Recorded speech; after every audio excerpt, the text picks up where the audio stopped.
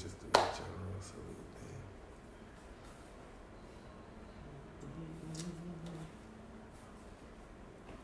then. Ooh, Lord. Black power, y'all.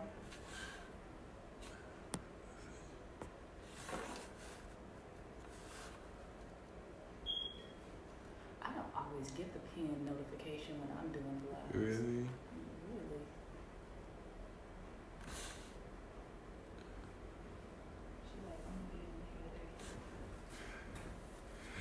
Black Power, Diego. What's going on, comrade?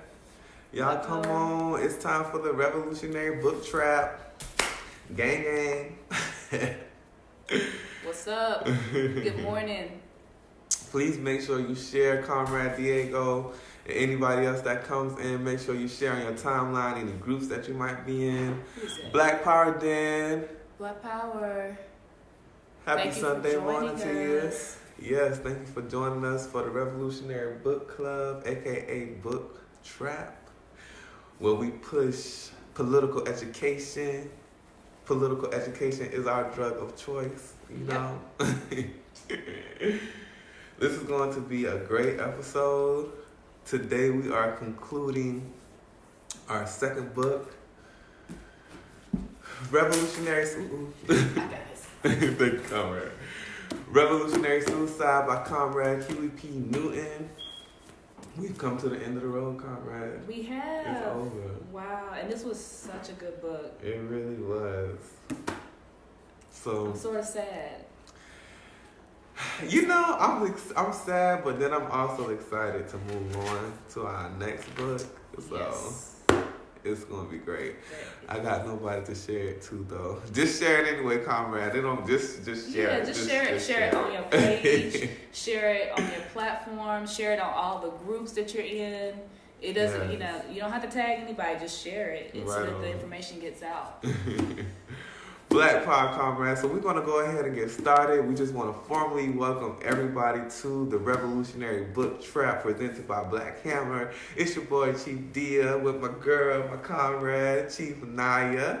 And yeah, y'all know we do this every Sunday, 11 a.m. Eastern Standard Time, right here from the Black Hammer Facebook page. Again, thank you all for tuning in. And if you do happen to rewatch this once the live has ended, please just make sure you share to your groups, you know, all of your platforms, you know, wherever you have a social media presence. And we also want to first tell you how you can support the Revolutionary Book Trap. You can donate through any of the links that we have pinned here in the comment section right here. You can go through CashApp at BHBookclub. You can go to GoFundMe.com/BlackHammerOrg, or you can go to the Black Hammer website at BlackHammerOrg and donate through that way. And yeah, help keep me and Comrade Nyah on air. We're trying to do some big things. We want to get some mics so that way we can have better quality, because we want to turn these episodes into podcasts. Yes. So we can put them up on our SoundCloud page. We also have a Spotify page coming in the work. Shout out to Comrade Robert, Chief Robert, who's working on that. We got so many great things in store for you all. And yeah. So before we get into today's episode, we want to give a shout out to our comrades in Delaware who are going to be hosting their first Black Hammer food drive, Black Power. You can also look on the Black Hammer Facebook page, all of our social media. You can see pictures of the comrades cooking, putting the meals together and everything of that nature. It's just a wonderful, great, powerful feeling. And just really salute to those comrades in Delaware.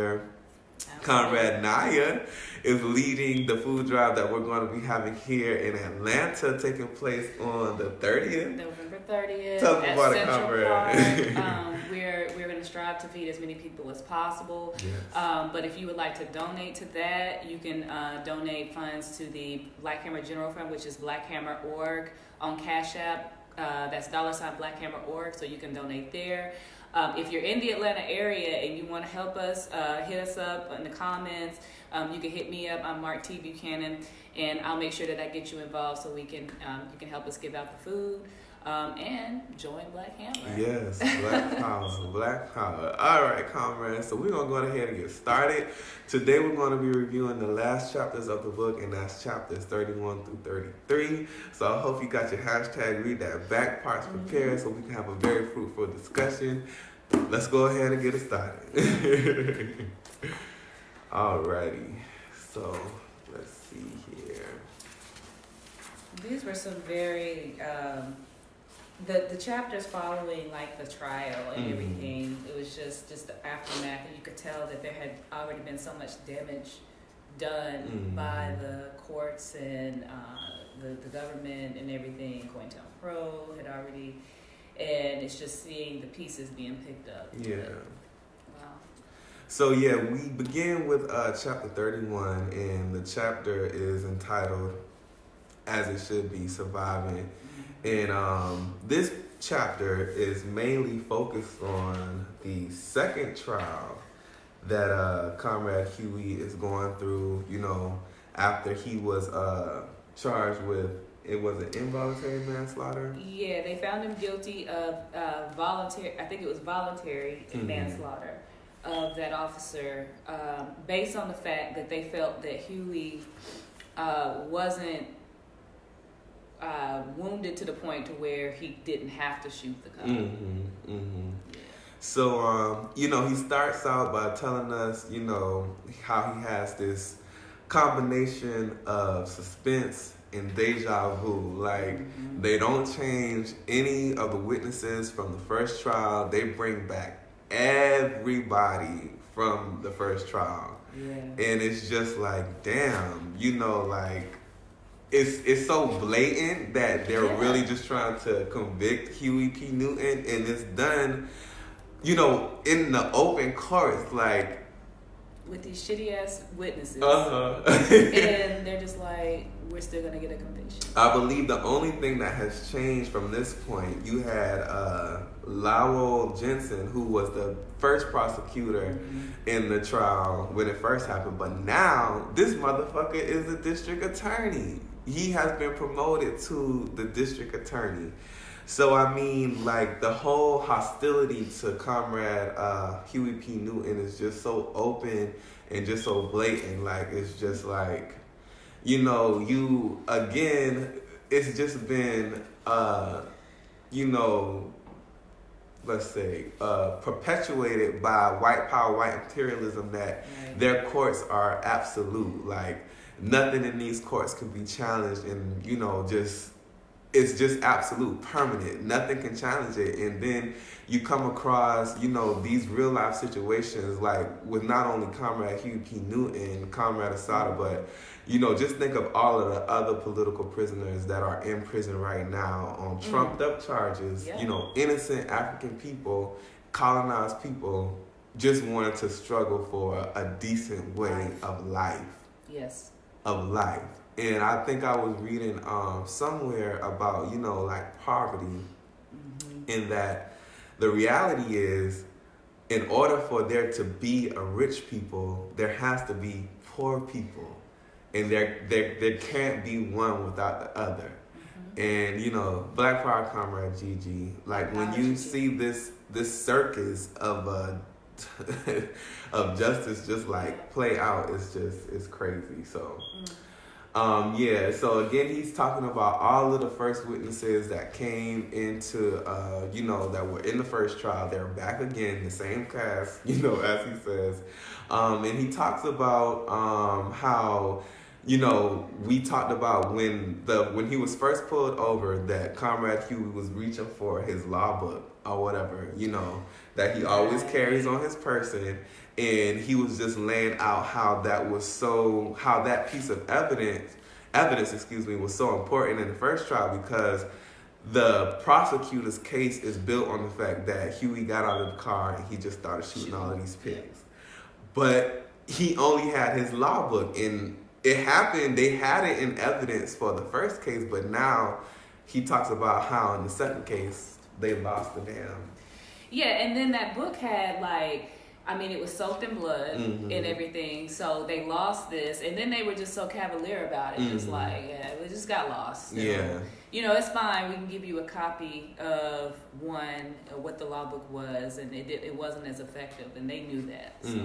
But they, you know what they did present? They presented a photo. Yeah. Of the book that Huey P. Newton was, you know, carrying. So, from there, he talks about how they bring back Del Ross, who was this, you know, this sellout brother, you know, from the first trial, you know, who was basically coerced by, you know, the state in order to produce this false ass testimony. It's really pathetic. Yeah. And then up until this point, Huey comments on how they haven't, you know, that he basically appeared out of nowhere. Just out of nowhere. And then, just to show, I mean, just another, you know, indication that all of this shit is just like fake as fuck. Because if you remember in the first trial, they had already discredited Del Ross as a witness. Like, his testimony had already been thrown out. But then you have the state, you know, the police, Lowell, whatever the fuck his name is, DA now, he brings Del Ross back, even understanding, you know, what type of witness, you know, this guy is. And I mean, it's really sad and pathetic, and I mean, and Huey mentions that when he sees, because the guy, I think Del Ross was so fearful, like he had been threatened and everything, and he was so fearful for having to be back on the stand and basically dehumanized all over again. And he said something along the lines that he didn't even really know what the truth was. I think that, I'm trying to find that quote. But when he asked, he was like, on page 343, he says, as if this were not enough. Well, before we get to this part, I just wanted to comment on what you were saying just now, Comrade Nyah, where Del Ross even admits that, you know, he's afraid of the judge, he's afraid of the DA. Yes. And I mean, it's just so blatant and obvious, like, what the state is trying to do. Like, and we have these conversations about law and what that means, and, you know, how the law doesn't apply to us as African and colonized individuals, and that, in fact, Black Power Comrade Robert, law, at the end of the day, is nothing but the opinion of the ruling class. Absolutely. And we see, as this trial plays out, that, you know, the judge, the prosecutor, you know, like all of these lawyers in court are able to maneuver, you know, all of these laws that have been put in place to their advantage. And so, I mean, it's up until the point that they're just basically just throwing shit up against the wall to see what sticks. So, so Ross, you know, admits that he's afraid of the judge, he's afraid of the prosecution team, and all of these things. And like you were saying, Comrade, you know, he asks the question, he says,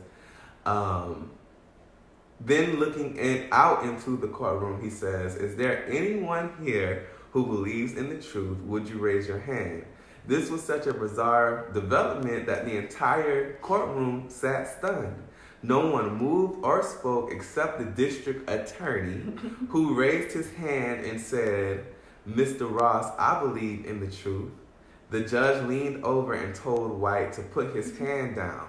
Then Del Ross continued, because I don't know what the truth is myself. And we understand, you know, like, I feel sorry for Del Ross too. Even understanding, you know, that this brother, you know, his actions has, you know, put Huey P. Newton in this predicament. But we also understand that, you know, that Del Ross wasn't born inherently wanting to sell out his people. No. That he didn't have some type of personal gripe with Huey P. Newton to go and make up this false story and things of that nature. And I want to say that in the beginning, Del Ross may have been doing this for some type of benefit, that he may have been paid by the state, by these police officers to make up this fabricated testimony and things of that nature. But as Huey lays it out this second time, we understand that Ross has probably been threatened. More than likely, he has been beaten. His family has been harassed, and just all of these different factors. But I mean, that just speaks to, the fact that the state will do anything. And when we say the state, that's the judicial system, the police, the school system, like all of these institutions that make up the superstructure for white power. Like, they will do all of these things to just squash any type of resistance from the people. Right. It was something else you had said that I wanted to comment on, but it's they have. Oh, I know what it was. They have unlimited resources to do that. So they have access. If it's something that they need, if they need money, if they need witnesses, that's how these people just come out of nowhere, because they have the unlimited resources to make witnesses appear or plant evidence on somebody. When they're trying to get somebody convicted. Just like you were saying a little bit ago, the political prisoners. There are political prisoners that are still rotting away in prison to this day from those times. So the state, there's nothing I would put past the state when it comes to throwing our people away into a system that continues to make the state what it is. All right. I just lastly want to read, how Comrade Huey is able to sum up, who Ross is as an individual and how he even comes to be in this predicament. He says, with that, Ross's effectiveness as a witness was demolished.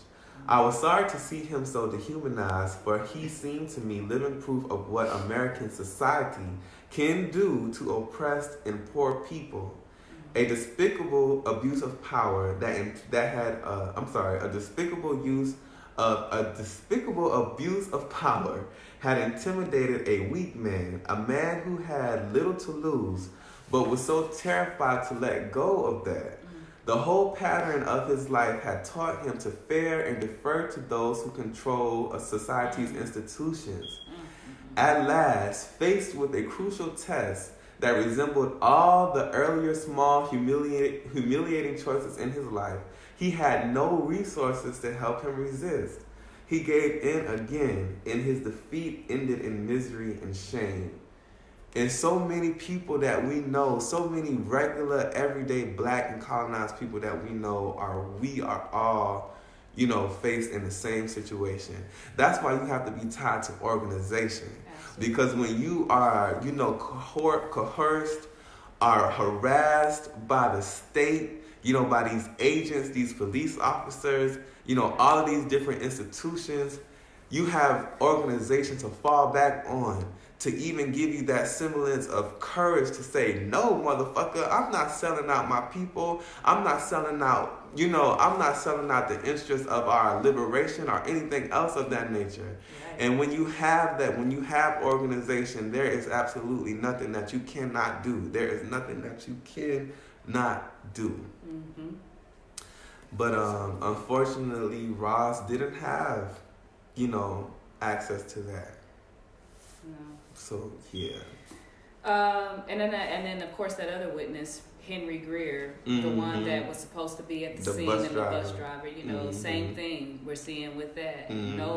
No sense of dignity, in the sense that no, I'm not going to sell out this person that, one, I know I didn't see do anything, and then two, that I even know what's going on with us as a people, and I don't feel a need to resist that same system that wants me to, sell out that person. It is sad. It is like, and there's so many Del Rosses and Henry Greers out there. So many. And and also they disproved Greer as well too, right? Because Huey, talks about how, through all of the testimonies, his lawyer, Charles, what's his last name? Charles Gary, had taken into account that for each officer that testified in the trial in the first time, none of them commented on seeing a bus at the scene. Now remember that Henry was introduced to this case because he was the bus driver and he saw the whole altercation take place from his bus. But Charles, just again documented that in all of the testimonies that were documented, none of the officers said that they saw a bus at the scene. So what they did for this trial, they went and got the superintendent of the bus company or whatever you want to call it. And he said that Henry Greer was nowhere even near the scene when this happened. But then you got all of this shit that's just coming out, just coming out, disproving everything that the prosecution team has built up against Huey. But the trial still goes on. They still make the trial go on. I mean, it's crazy. Yeah, I'm actually surprised that the bus company, that they didn't pay them off as a company to say, hey, we just need you to say that you had him go out this way. Because for them to have that case pending, like standing on that, those witnesses, I just feel like, wow. Yeah. So, I mean, them being able to discredit the bus driver and things of that nature, that was basically the last leg that the prosecution team could stand on. So, their case just basically fell apart. And then we hear on December 15th, 1970, I'm sorry, not 1970, but December 15th, Lowell Jensen, the DA, has no other choice but then to ask that the trial be dismissed. And then you have the dismissal is granted, but then, Comrade Huey just, comments on how the legal assaults, that, were spent through this time, all of the money that the party raised for his legal defense, like all of these resources that were exhausted because of this vile-ass process. You can't even call it a process. It was an attack. It was an attack carried out by the state. Yeah. There's no other place, there's no other way that you could try to paint it. And, just like from reading about this trial, I just have the same feelings about when we read about Comrade Asada and the bullshit that they put her through. Like all of this made up shit that they. It was just a real reflection of what you're dealing with and why a system like this, you really should not put any type of integrity into it, because they're not using integrity to deal with you or your people and all the resources that the community. There was no government grants given to raise money for the trials and things that Huey had to undergo, or Comrade Asada had to undergo. This is what the community raised. The community came together to put this together, to get Huey out, to resist, and they would have done it again if they at any given chance. There's countless political prisoners now that the same process, they went through the exact same process. Black Power. All right. So, Comrade, do you have a hashtag? Read that back for chapter 30. I think I had actually looked back where Huey had stood up when we realized that Dale was just terrified out of his mind. And then, he basically gets the courts riled up. What did I say? I think I had highlighted on page 342. He said, turning to the angry crowd, I urge them to be calm, and if they touch me, you know what to do. And I said, but be disciplined now. Yeah. That was dope to me. That was my read that back. Black Power. Well, my read that back part was, for Comrade Huey, in his summation of, who Del Ross was as an individual. And, just how, so many of us, without organization, are left open to Right. these, to these types of manipulations and, things of that nature. So, if comrades here in the comments, if you have a hashtag read that back for chapter 31, please make sure you put that there.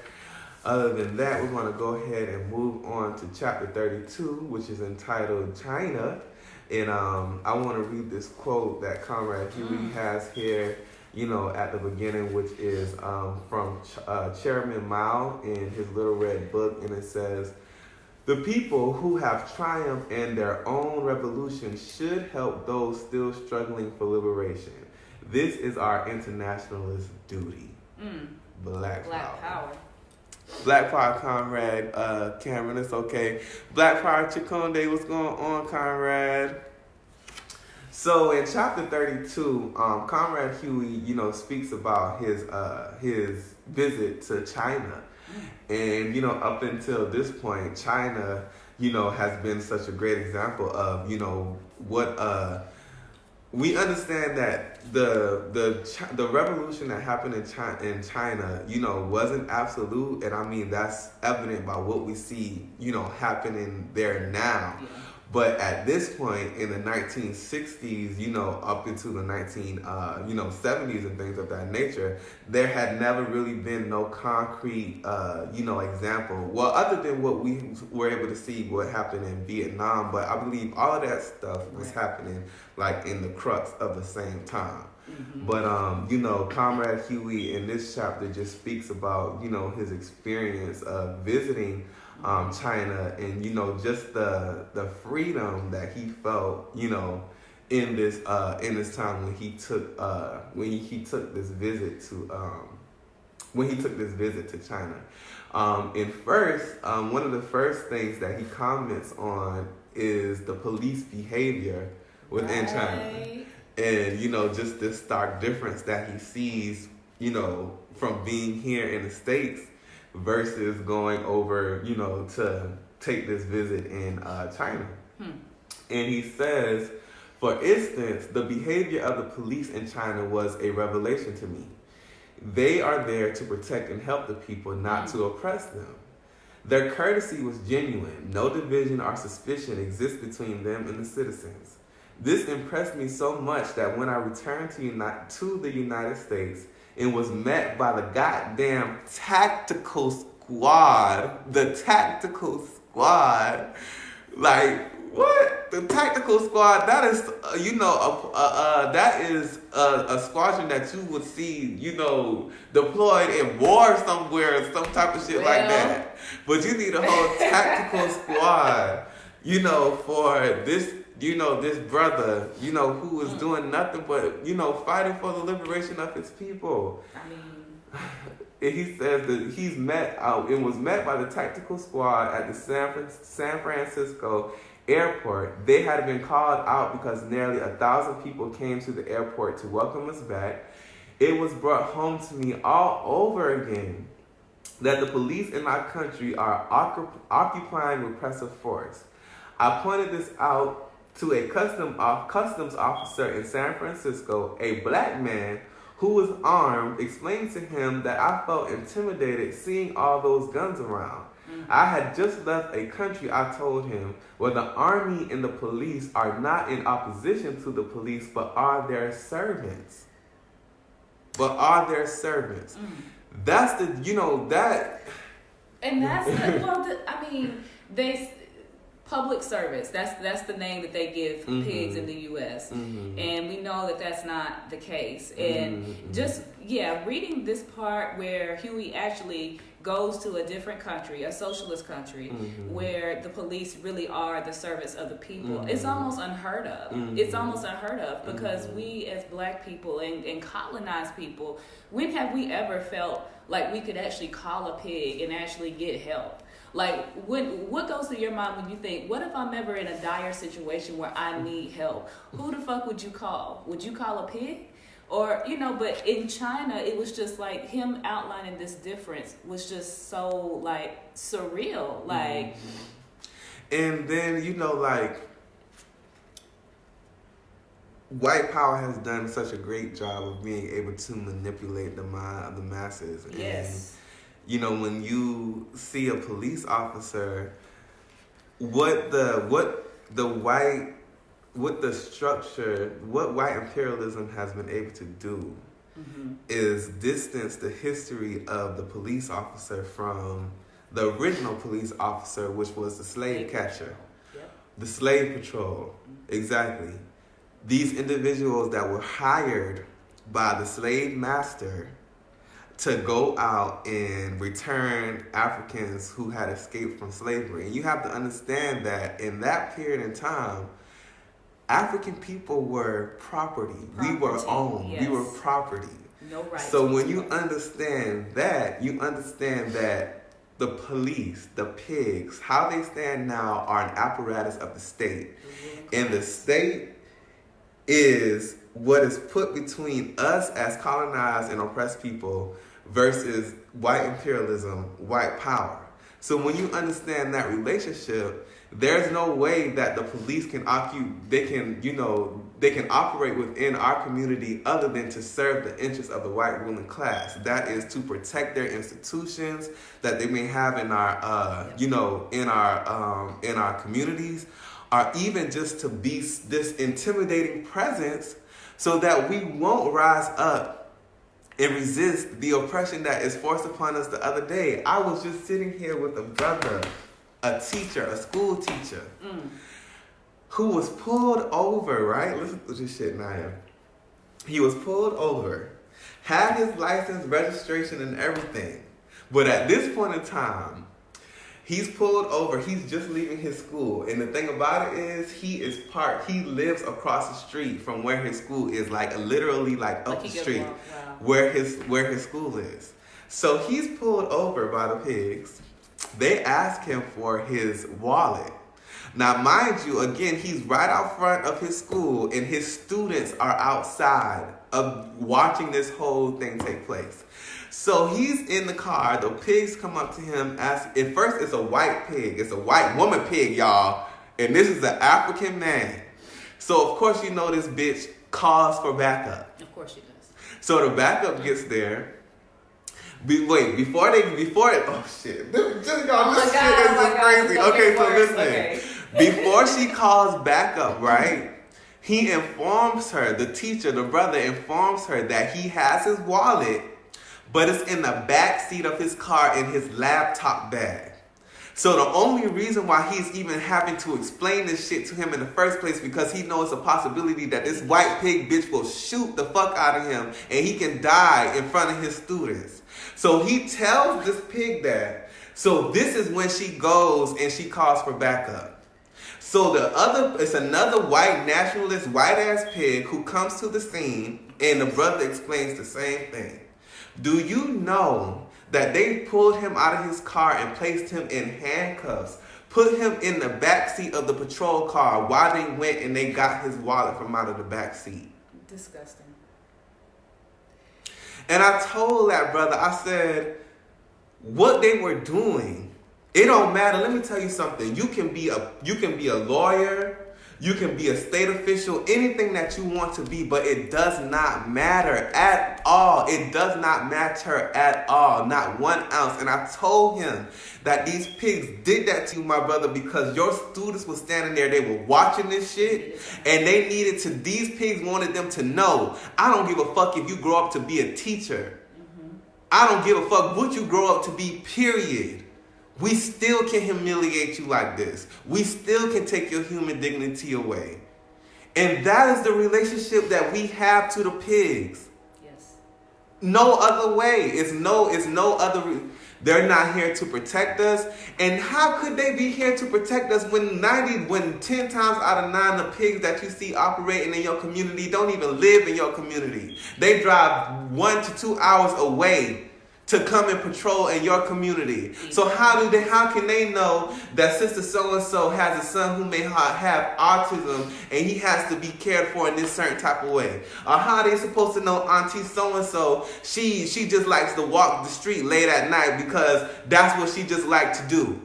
And then you have these pigs who don't live in our community, and they come and attack our people they just live in. They're just living. Yeah, it's crazy. Even black pigs. Black pigs. They Black don't pigs. Live there. They don't live there. They don't know anything about the people that live in that community, and it's just. For us to see that happening time and time again. There was a doctor, a black woman doctor, that was going to live in her gated community, got home, or got to the gate. Somebody called the police on her, and she was just appalled that it was happening. Like, for her to be surprised was like, well, that's how disconnected you are from the community. But for you to be there and then this be happening to you and you to be surprised and appalled, why are you? We gotta remember. How are you surprised? That's what we gotta do. We gotta remember. We have to remember. Black people in the United States, how can you transition from being a commodity that was sold, traded, to being some type of upstanding civilian, so-called civilian in this system? How can that? There's no way that you can absolutely change that relationship without destroying the whole relationship in the first place of how the whole relationship came into being. Right. If the slave catcher went from securing us human beings as a commodity, now the only thing that they're securing now is the property of the white ruling class. And we're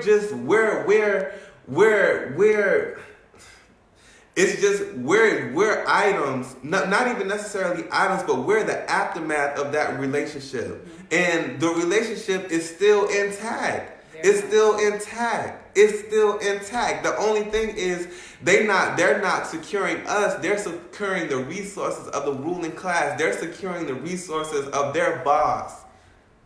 And their amendments even tell you that the chattel slavery as we once knew it is still very much something that they can enforce if you're determined to be a criminal. Prison, jail, that's the new plantation. That's the new plantation. So, and we're filling them up with it. I mean, they're filling yes. the prisons up with us and colonized people. So, further on in the chapter, Comrade Huey, just speaks about how he was able to, visit all of these different embassies that they had in China, how he was able to speak with Comrade Chiang Ching, who was the wife of Chairman Mao. He wasn't able to meet with Chairman Mao, during this trip. And, he just speaks about his disappointment of not being able to, just spend the time there that he wanted to. I believe they said that they spent, like 10 days there. 10 days there for such a short time. And they had even offered him political asylum in China. And what's so commendable about Comrade Huey's stance is that he told them, no, my struggle is in the United States. And that's just so deep and profound. So let's read some of these comments here that we got real quick. You can read it from your phone. I got, Gigi has her hashtag read that back up. And she says, what we got here? My read that back for chapter 32. I thought I had left that routine behind in the California penal colony, but I know that the penitentiary is the only one. Is only one kind of captivity within the larger prison of a racist society. When we arrived at the free territory where security is supposed to be so tight and everyone suspects, the comrades with the red stars on their hats asked us for our passports. Seeing they were in order, they simply bowed and asked us if the luggage was ours. And when we said yes, they replied, "You have passed customs." And they did not open our bags when we arrived or when we left. Finally, being treated as a decent human being. And just beautifully to see on so much solidarity from the Chinese. That's a great one, Comrade Gigi. And then Rai, I'm sorry if I'm mispronouncing your name. Ho, intimidation is the name of the game. Yes, absolutely. And then Gigi says, back Black and colonized pigs are completely brainwashed by the system. They can't help our communities from the inside when their job is literally made to terrorize us and put us in captivity. As an individual, they can't change shit. Absolutely not. And then that's the thing, because when you're confronted with these colonized, this is the last thing I'm gonna say, then we can move on. Because when you get white power's excuse as well, but you got black pigs, you got Mexican pigs, you got Chinese pigs, you got all of these colonized pigs. And then when you question these brothers and sisters about why they have chosen to, unite with this force, the thing is, the most popular response is, oh, well, I just want to change it from the inside. How are you going to change 600 plus years of history? How are you going to be able to change something that has been put... God damn it, how are you going to be able to change something that was used once in a period of time to secure your black ass back on the plantation? How can you change that? How can you change that relationship as an individual? It makes me think of that one cop in LA. You remember that guy's name? He ended up, he's dead now. What was his name? Christopher Dorman, I think. That's what I think about when I think of somebody who actually is trying to, and I gotta remember the story, but y'all know who I'm talking about. It's a cop who actually was trying to expose the corruption in the LAPD. And corruption means something went bad. We know it started out bad, so sorry about that. But this particular cop was trying to expose what was happening, and he ended up dying, and I think he shot or killed some people on his own that's how bad he was trying to expose it. And that would be like my only exception for somebody who was actually trying to do something right in the interest of justice and the people from that system. But he ended up being basically a martyr. Yeah. So. Black Power Muteba. Black Power Muteba. Christopher Dorner. That's it. That's him. Okay. That's him. Black Power. So throughout the rest of this chapter, that's Comrade Huey just talks about his experience there. And I want to say, for me, my hashtag read that back part comes at the end of the chapter on page 353. And it says, my experiences in China reinforced my understanding of the revolutionary process and my belief in the necessity of making a concrete analysis of concrete conditions. The Chinese speak with great pride about their history and their revolution and mention often the invisible thoughts of Chairman Mao Zedong. But they also tell you, this was our revolution based upon a concrete analysis of concrete conditions, and we cannot direct you, only give you the principles. It is up to you to make the correct creative application. Black Power. Black Power. And what's so beautiful about Black Hammer is that we're a new revolutionary grassroots organization. And I believe that we're in that process of figuring out how to apply, these principles and make our own correct creative application. And you see that in what we're carrying out right now, the book club to offer political education. You see that in propaganda. You see that in the food drives that we're hosting. You see that, in the actions. You see that in the hashtag Protect Our Girls campaign led by Chief Muhammadu. It's just, Yeah. Yeah. I love this chapter and him kind of just even it just makes me kind of think of even when Malcolm X went to Mecca and just kind of he saw how things were done there. He wanted to bring the way that things were actually carried out there back to here to lead by an example. But my hashtag read that back was at the bottom of page 352. He says, but I did not go to China just to admire. I went to learn and also to criticize. Since no society is perfect, there was little, however, to find fault with. The Chinese insist that you find something to criticize. They believe strongly in the most searching self-examination and criticism of others, and in turn of self. As they say, without criticism, the hinges of the door begin to squeak. It's very difficult to pay them compliments. Criticize us, they would say, because we are a backward country. And I always replied, no, you are an underdeveloped country. he said, I did have one criticism to make during the visit to a steel factory, and then he goes into like the pollution. But the reason why I chose that as my read that back was because even in the best of societies and civilizations and things of that sort, criticism is necessary. And it makes a lot of us uncomfortable, including myself and everything. But when we focus on the things that are, you can focus on the things that are going really well, and then you can focus on the things that are not working so well or things that are wrong just to make it better, because you really want to create a society that really works for everyone. When for so long, colonizing African people have been commodities and are still commodities in a lot of ways. So I appreciated him focusing on, him, realizing that this society was a great one, and that the police were actually service to the people. But then he also needed to find things that, okay, well, what can we do better? And that plant that was putting out a lot of pollution that could actually be detrimental to the people that live there was something good to focus on. Black power.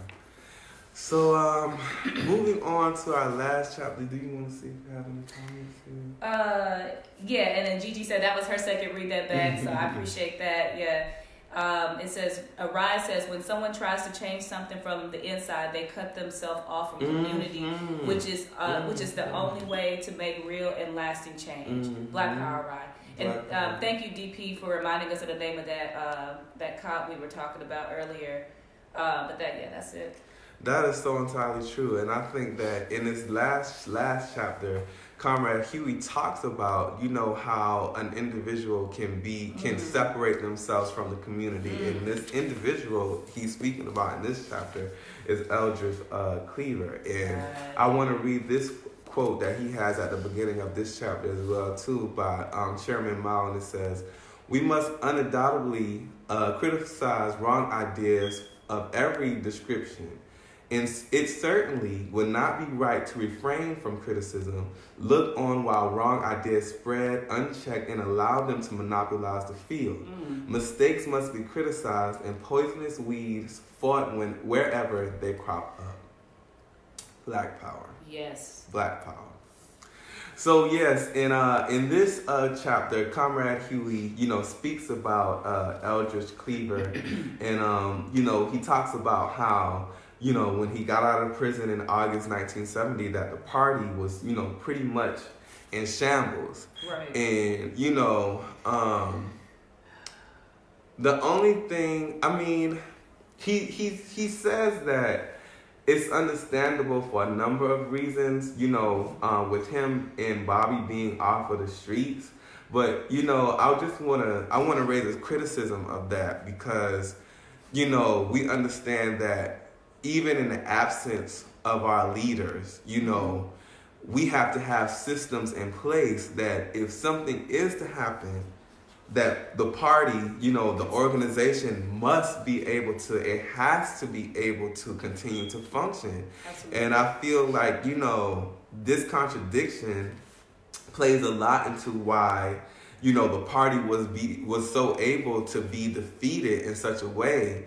Because, there wasn't some type of, like backup plan or something of that nature. And Comrade, I don't want to, speak and not say that there may have possibly been one, but historical evidence says that there wasn't. And, we, again, just with the understanding that, the state will do anything to, quell, to squash our resistance, we have to have these types of things, these types of, backup plans, to make sure that the revolution can still carry on. So, he speaks about that, and then he talks about the party being born and how, that mainly how we were introduced to the Black Panther Party was through their their militarization of how they were out policing the cops with, their guns, and how it was basically born out of self-defense because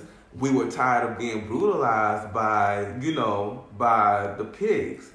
And, what Comrade Huey highlights is the fact that Eldridge Cleaver was not able to move from beyond that point. Yes. That he felt like us picking up the gun, shoot 'em up, bang bang. That's what revolution was. But like Comrade Rye just said in the comments, Eldridge Cleaver alienated himself from the community because we understand that we want the community to participate in revolution, but we have to do it in such a way that we don't pretty much scare them away from wanting to come into our ranks. And, you know, that's what Comrade Huey says, is that you have to be able to not only move along with the times, because what may have worked in the 1960s when when the Black Panther Party was prevalent then may not work for Black Hammer now. Right. And, you know, it's you would have to be able to adjust to the times to speak to the present issues at that time, because in the present, because depending, no matter what that issue may be, that may be the catalyst to really start off the organization that we begin to see. So if you're not able to, you know, change strategies to strange tactics in order to make your organization attractive enough for people to want to be a part of it, then what is really the point of your work? Absolutely. I appreciate it so much about this chapter based on what you were just saying, and then just the fact that he emphasized the fact that we do have to relate to the community. You have to start where the community is. And there's so many different ways that you can reflect. I was reading something on this other book where this comrade said that she didn't even actually align with the line of what the Black Panther Party was saying, but the reason why she got involved was because she knew that her people needed to be fed. So when they were doing the free breakfast program, she would go out and she would participate in that. Then when she had her first experience or her first run-in with the pigs, is what changed her. Is basically that's how she got involved and said, I'm full throttle into this. So I really appreciated that. I did want to raise something that I kind of had a criticism with, something that Huey said on page 356, and maybe I just need to reread it again to make sure I fully understand. But he says at the top of the first paragraph, it says, most important, it has raised the consciousness of Black and white citizens about the relationship between the police and minorities in the country. It is difficult to realize now how much the police relations in the Black community have changed in 6 short years. Our communities are still not free from brutal incidents and corruption, but it is nonetheless true that police departments have become more sensitive to the problems of urban minorities. And I don't know that I necessarily... I don't unite with that, because even if there's maybe in that 6 years after that incident happened with Huey, maybe they changed their response because of the type of attention it was getting from the people and the masses, and it couldn't be so open and blatant. Yeah. But I don't think based on what we're seeing in 2019, I have to starkly disagree with that. Because Mike Brown was a part of an urban community. Trayvon Martin was a part of an urban community. Sandra Bland, so many Black people and colonized people, we are the urban community. So I mean, like, up there, I disagree with that. And then just the fact that you still have these coalitions and these initiatives to bridge the relationship between the police departments and the colonized communities and the Black communities, and that shit's a farce. They've told you over and over before. They'll circulate all these viral videos of sweet cops giving out ice cream and playing with our kids. I don't want them pigs near my kids. Right. I don't want them pigs near my kids, and I don't want my child to see a cop and think that is a friend. It's not. That is a sham. That is a farce. That is a lie. And I would be doing more damage, I feel, as a parent, to lead him to believe such a lie when we see these things happening to those comrades and countless others that we don't even know because they didn't reach a certain level of public exposure, that this has happened time and time again to people. It will continue to happen. And so I don't want to farce any type of relationship with law enforcement because of what they represent, and B, just the fact that you insult me to believe that I should trust you as a cop when you are constantly killing my people. Exactly. All cops are bad. Please. So Comrade Huey goes, to deepen his analysis of of Eldridge Cleaver. And he makes this point where he says, Eldridge Cleaver identified with other negative aspects of the party. It is not coincidence that he joined the party only after the Ramparts confrontation. What appealed to him were forced firepower in the intense moment when combatants stood at the brink of death. For him, this was revolution. Eldridge's ideology was based on the rhetoric of violence. His speeches abounded in either-or absolutes like either pick up the gun or remain a sniveling coward. He would not support the survival programs, refusing to see that they were a necessary part of the revolutionary process, a means of bringing the people closer to the transformation of society. He believed this transformation could take place only through violence by picking up the gun and storming the barricades, and in his obsessive belief annihilated him more and more from the community. By refusing to abandon the position of destruction and despair, he underestimated the enemy and took on the role of reactionary suicide.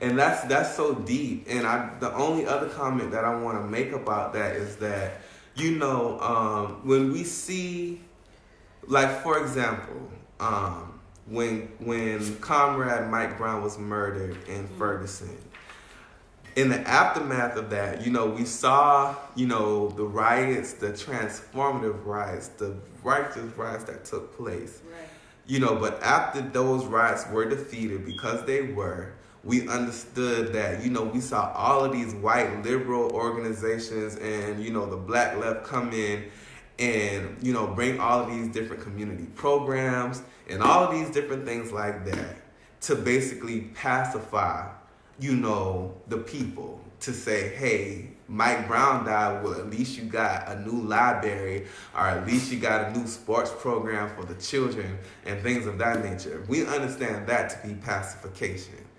When you look at a revolutionary organization that is putting on food drives for the community, that is putting on free breakfast programs for the community, the difference between what the state is doing and what a revolutionary organization is doing, we put on these things, we do these initiatives not only to speak to, the contradiction right then and there, but it's a show to our people that if we organize, if we can come together as a people and organize something, such as a homeless food drive, imagine what we can do in organizing the fight for liberation. Where that's not a tool of pacification. That's a tool to let your black ass know that we are more than capable of leading this fight, that we are more than capable of having a revolution and freeing our people of white imperialism. That's why we put on food drives. That's why we do these campaigns, #protect our girls, and things of that nature, because that is the example. Yes. That's the entryway. That is the entryway for us to bring our people into this revolutionary process. I want to point out something that Comrade Max said. He said, I often wonder if Eldridge Cleaver was working with the government from the beginning. He became a conservative Republican when he came from Africa and got no jail time, for any of those charges. And Mac, I think that's a interesting point to make. I know that Eldridge did do some time in prison, and he found his way to the party, or the party found its way to him, like shortly after his release from prison. And I'm wondering, like, even if maybe he wasn't intertwined with it in the beginning, if somehow he got intertwined with it later. There's a lot of things about Eldridge Cleaver that I question as to his real motives of it. But that is something, I just felt like there was a sense of sabotaging, even way back in the book when Huey was in prison at first, and even like when they were putting out certain propaganda about it was something, I forgot what they said, but it was more like they were encouraging to go out and kill the cops or something like that. And I was like, while I don't have any problems with a pig dying, I was questioning the responsibility of that being disseminated in the community, and what would be the actual result of that, because it would be things that we would do, like we wouldn't do in a certain way, that we wouldn't move, in that we were like, we need to be responsible with what we're putting out there. And I just felt like Eldridge's perception wasn't the good of the people. It was like more like a reactionary it type. most definitely was a reactionary position. Yeah. So my hashtag read that back part of chapter 33, the last chapter, y'all, comes on page 357, where Comrade Huey says, from a dialectical point of view, something positive has arisen out of Eldridge's defection. While he and his followers still identify with aspects of the party that once alienated us from the community, the party has moved in a different direction. He has taken the media's image squarely upon his own shoulders. We are glad to be free of the burden. What little we lost in credibility, we have gained in a wider acceptance of the party by the community. We have reached a more advanced state. There has been a qualitative leap forward, a growth in consciousness. Black power. And, I felt like that was powerful, because, that is basically, what we as an organization, as Black Hammer, has to do. Of course, we understand that, times have changed from, the time of the Black Party. And, times are changing now. And, we as a revolutionary organization, if we say we are about what we say we are about, then we as an organization must continuously raise the consciousness of our community of, African and colonized people. Black power. Black power. There's a lot of little tidbits in here, but I liked the way that it ended. The chapter ended. He said the Black Panther Party expresses this principle, and the principle he's talking about is a real generosity towards the future lies in giving all to the present. And says, by giving all to the present, we reject fear, despair, and defeat. We work to repair the breaches of the past. We strive to carry out the revolutionary principle of transformation, and through long struggle, in Camus' words, to remake the soul of our time. And I actually was driving the other day, and I was sitting and I was talking about thinking out loud, and what my idea of a revolutionized society would look like, and what it would feel like to live in that. And it was almost like I still couldn't picture it all, because it was just a lot that would have to change. And even me as a human being, I'm trying to reprogram myself to think a totally different way. And it was almost like, what does it say? It was almost like it was difficult. Sometimes you really do have to kind of soak yourself into the present, and you can't get too caught up in all the details of what that society would look like. You just work toward giving towards everything to create that. Because the reality is that we likely won't live to see that society carried out and fulfilled. Hopefully our children will, or at least our grandchildren will.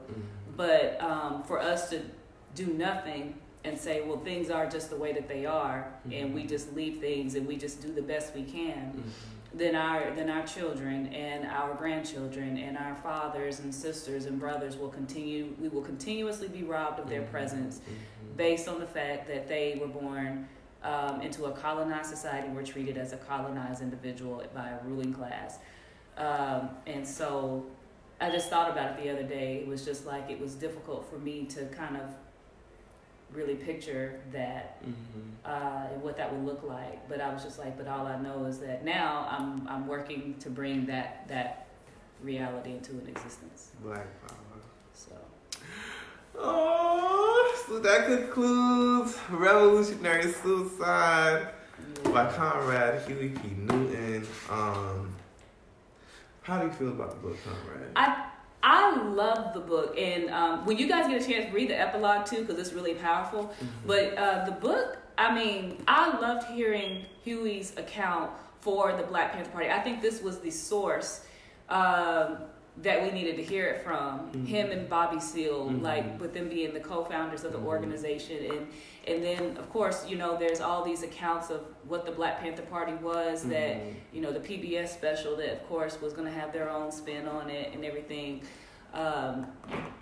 They made, I remember watching that documentary and it made it seem like Huey had problems or something, and it was just some things that I was kind of wondering, like the what was behind that. But this book, I think Huey was a genius, and I his ability to write, his ability, remember this comrade came out of high school basically illiterate, and the fact that he was able to conceptualize an entire revolutionary organization. Yes, and just the foundation that he and Bobby Seale put together as the blueprint for freedom, and how the state attacked him for his persistence in making, even when he was just like, I'm playing by your rules. Anytime I got stopped, I'm gonna play by your rules, and this is why you stopped me, and you can't stop me for this and everything. That they saw as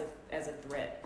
So in him to paint that for the masses of people to understand, this is why we need to come into revolutionary life, because no matter what we do, no matter how we play by their rules, we won't be free in this system until we fight back.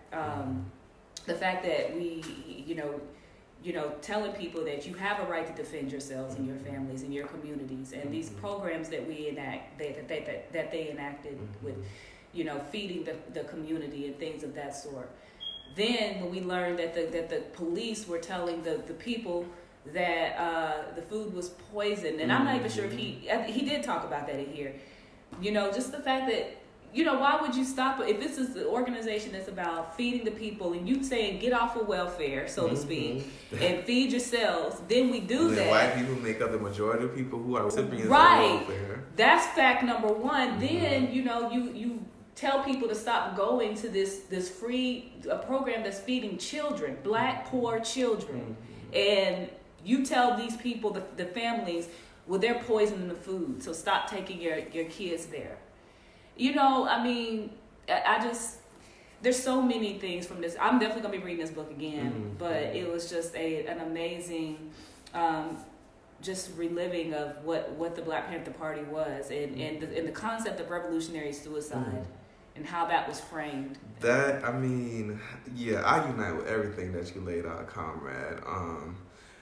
But for me, the Revolutionary Suicide Manifesto was the most impressionable thing about reading this book. And I say that because, even though internalizing what it means to be a revolutionary, being able to read that, just really put into context like what being a revolutionary is. And I think, as revolutionaries, for Comrade Huey to take his own personal, experience, and then to be able to theorize it in such a way has just been so beneficial for all of us. And just being, this real, just concrete realization of what it is to unite with being a revolutionary, and uniting to, dedicate your life to the struggle for freedom. And that was extremely transformative for me, and I really appreciate Comrade Huey for that. Yes. Black Power. This was a good book. Yes. If you guys have any thoughts about it, let us know. And Ryan says this was an awesome read. Ron says thank you for critiquing Stanley Nelson's film and that PBS film. Yeah, there was some issues I really had with that recollection of the Black Panther Party. I need to go back and watch it again just so I can pull out more, but there were several that I had. Or we can even send it over to Comrade Robert. He can analyze it on Propaganda. Yes. All right, y'all. So before we go, whenever we finish a book, we got another one coming up for y'all, and I am extremely excited. So y'all ready to know what book we're reading next? If you ready to know, let me see some hearts on there. Let me see some hearts. Let me see some hearts. And we need lots of hearts. Thank you, Gigi. Thank you for your hearts. Come on, y'all. What the hearts at? Y'all don't want to know what we're reading next. Y'all don't want to know what we're reading next. Dang, nah, they don't want to know. Let's go ahead and end it. All right, we see y'all. Bye, y'all. Bye. All right, y'all know we ain't gonna do that. We're gonna let y'all know. Okay, we see the hearts. All right, there they go. So drum roll, please. The next book we're going to be reading is How Europe Underdeveloped Africa by Walter Rodney. Yes, comrades, we are going to be, the next book for the Revolutionary Book Trap is going to be How Europe Underdeveloped Africa. And I mean, this is a great book. Can you really imagine that this book is only 6 chapters? This book is only 6 chapters. So we're going to be doing some very extensive, Black File Comrade, you can say she got her book yesterday. We're going to be doing some very extensive analysis into this book because, I mean, basically, we're starting at the beginning. Like, how did Africa come to be in this position now? How we came to be in this position now? And I feel like, if you want to turn anybody on to the Revolutionary Book Trap, you should really get them to tune in, for our review of this book. And I mean, it's going to offer so much insight about, as the title says, as it plainly says, how Europe underdeveloped Africa.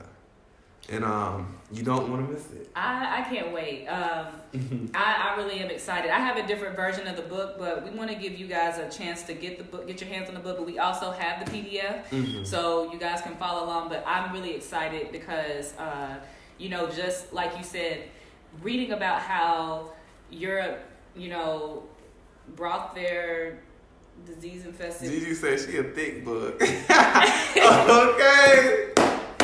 So I'm just really excited to get into this and to analyze this with you, comrade. Yes. I'm really excited. Yes. I really am. So y'all listen, if you want the PDF, hit us up. Black Hammer Facebook page, Black Hammer, Instagram, Twitter, blackhammer.org. Hit us up in the inbox. We can get you the PDF. Where, of course, we started with chapter 1. But first, we're going to really have to break these chapters down because they're long. And so we're going to space them out. But for our first session, we're going to read, of course, we're going to start at chapter 1. But what we have to do is we're going to start at chapter 1. But we're going to stop reading at, you know what, comrade? I think we should stop reading at what is underdevelopment.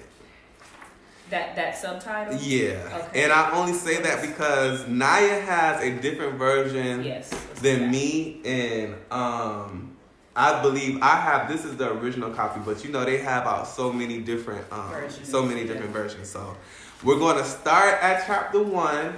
So even if you have the PDF, make sure that you we're going to stop reading at the subtitle where it says, hold on, let me find it just a second, where it says, what is underdevelopment? Yeah. So we're going to read all the way up from there up until that point. So y'all make sure y'all come next Sunday, 11 Eastern Standard Time, right here on the Black Hammer Facebook page. Make sure you got your hashtag read that back prepared, all of that good stuff. Also, again, just really want to send a Black Power salute to our comrades in Delaware who are doing their food drive today. And also want to salute Comrade Chief Nyah, who's putting on the food drive here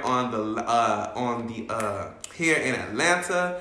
And that's page 14, Comrade Gigi. And tell them how they can donate for that food drive, comrade. Yeah, to donate to the food drive that we're doing in Atlanta, please send your donations to CashApp $BlackHammer.org. We will get we'll be able to utilize that to go towards the food costs and the other things that we'll need in order to feed the homeless here in Atlanta. So $BlackHammer.org to donate to that. And yeah, if you're in the area, again, please hit us up so you can come out and help us to get to know us, and then to feed the people, to get with the community, to know the community, and then get to know us so that we can pull your ass into the revolution. Right, exactly. That's really what it is. Tell them what we cooking. Tell them what we making. We gonna make some curry chicken. We're gonna have some rice, some sweet potato casserole sort of stuff, and then some cornbread. Hey, it's lit. Not the lit. sweet one either. We gonna have the buttermilk cornbread. Oh. That's because I just have the strong opinion that cornbread is not cornbread if it's sweet.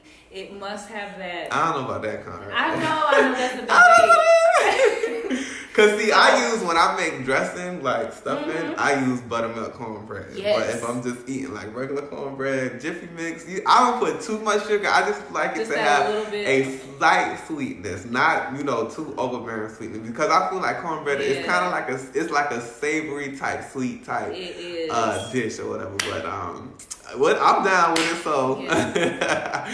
All right, comrades, make sure you catch us back here, Revolutionary Book Trap, every Sunday morning, 11 Eastern Standard Time. Make sure you support the Revolutionary Book Trap by donating, and you can go through CashApp BHBookclub. You can also donate through GoFundMe.com/BlackHammerOrg, or you can just go to BlackHammerOrg.org and donate through there, okay? All right, y'all, we got our new book, How Europe Developed Africa by Walter Rodney. Too excited to speak, y'all. All right, thank you, Conrad, Gigi. Black Power until next time. And become a member. Yes. Black Power.